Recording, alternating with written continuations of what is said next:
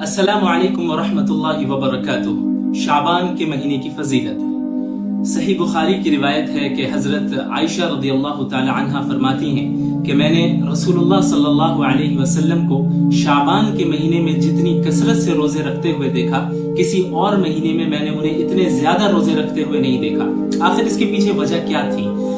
सुनन नसई की एक रिवायत है कि हजरत उसामा बिन ज़ैद रदियल्लाहु ताला अन्हुमा ने एक बार रसूलुल्लाह सल्लल्लाहु अलैहि वसल्लम से पूछा, या रसूलल्लाह, आप शाबान के महीने में इतने ज्यादा रोजे क्यों रखते हैं? तो रसूलुल्लाह सल्लल्लाहु अलैहि वसल्लम ने इरशाद फरमाया कि ये वो महीना है जिससे लोग उमूमन गाफिल रहते हैं। ये रजब और रमजान के दरमियान का महीना है और इस महीने में अल्लाह ताला के सामने, अल्लाह ताला के पास बंदों के आमाल पेश किए जाते हैं। तो मुझे ये बात पसंद है कि मेरे आमाल इस हाल में अल्लाह के सामने पेश किए जाएं कि मैं रोजे से रहूं।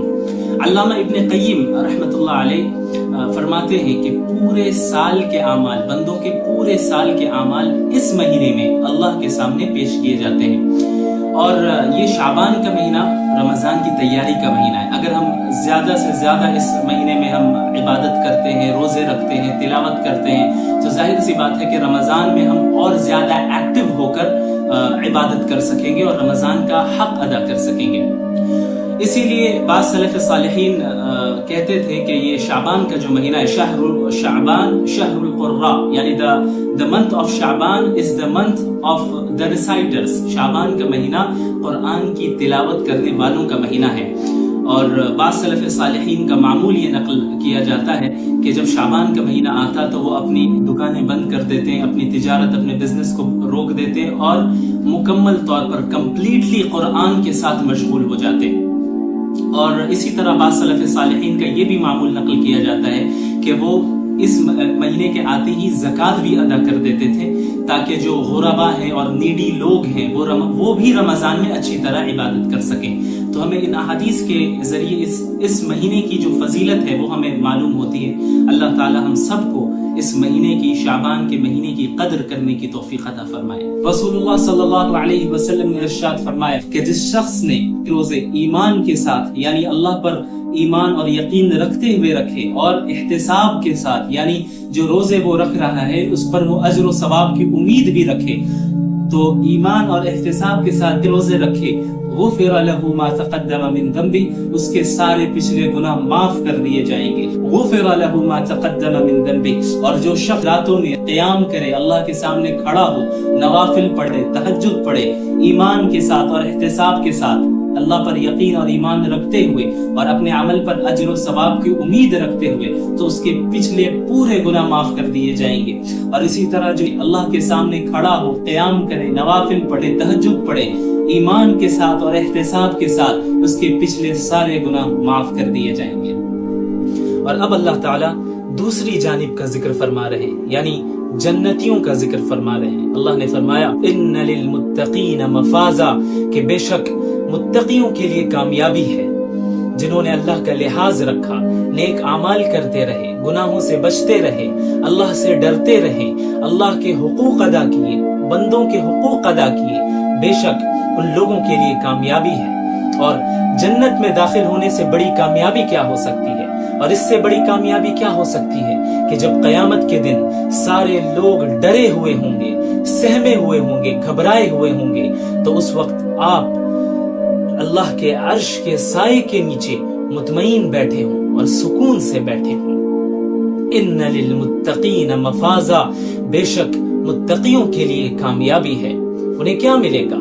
हदाइक़ व अअनाबा, बागात होंगे और अंगूर होंगे, यानी बहुत सारे बागात होंगे जिनमें खूबसूरत दरख्त होंगे, खाने पीने की अच्छी चीजें होंगी जिनमें अंगूर भी होंगे।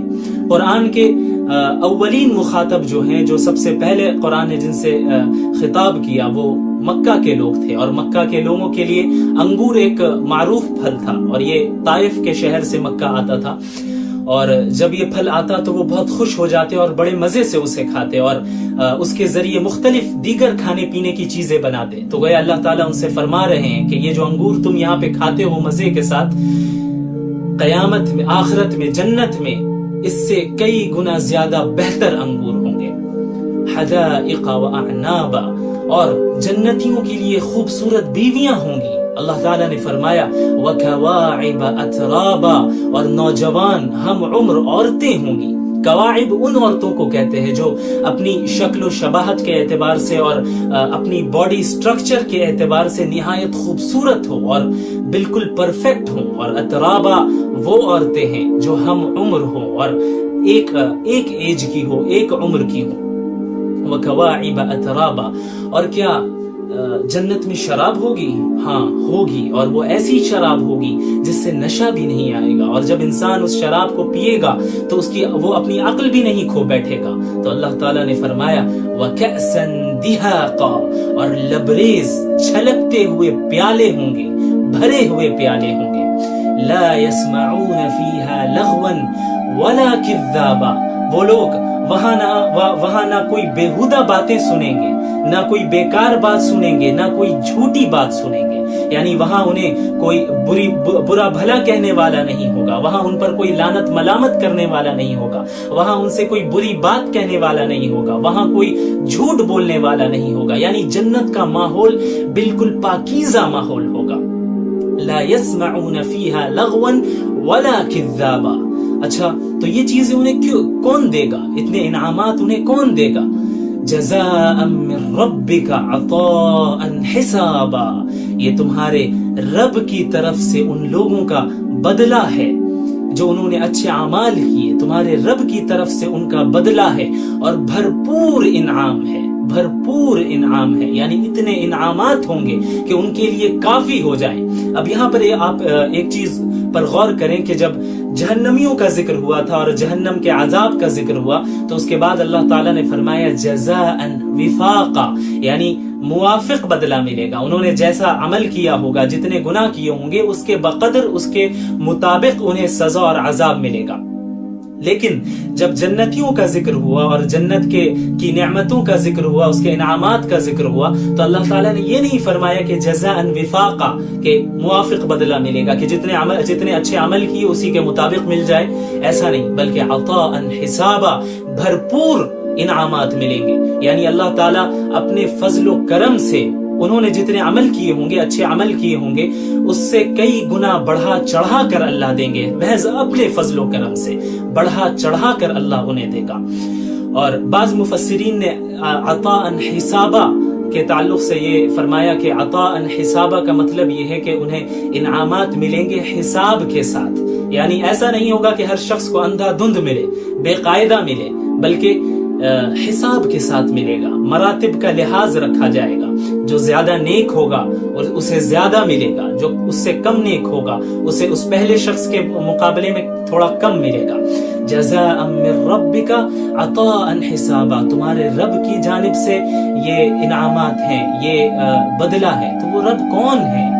رب السماوات والارض وما بینہما، کہ وہ آسمانوں اور زمین اور اس کے درمیان جو کچھ بھی ہے ان سب کا رب ہے۔ الرحمن، وہ بہت بڑی رحمت والا ہے۔ لا يملكون منه خطابا، لا يملكون منه خطابا، اور اسی کے ساتھ ساتھ وہ ایسی ہیبت والا رب ہے کہ کسی کی مجال نہیں کہ اس رب کے سامنے اپنی زبان کھولے۔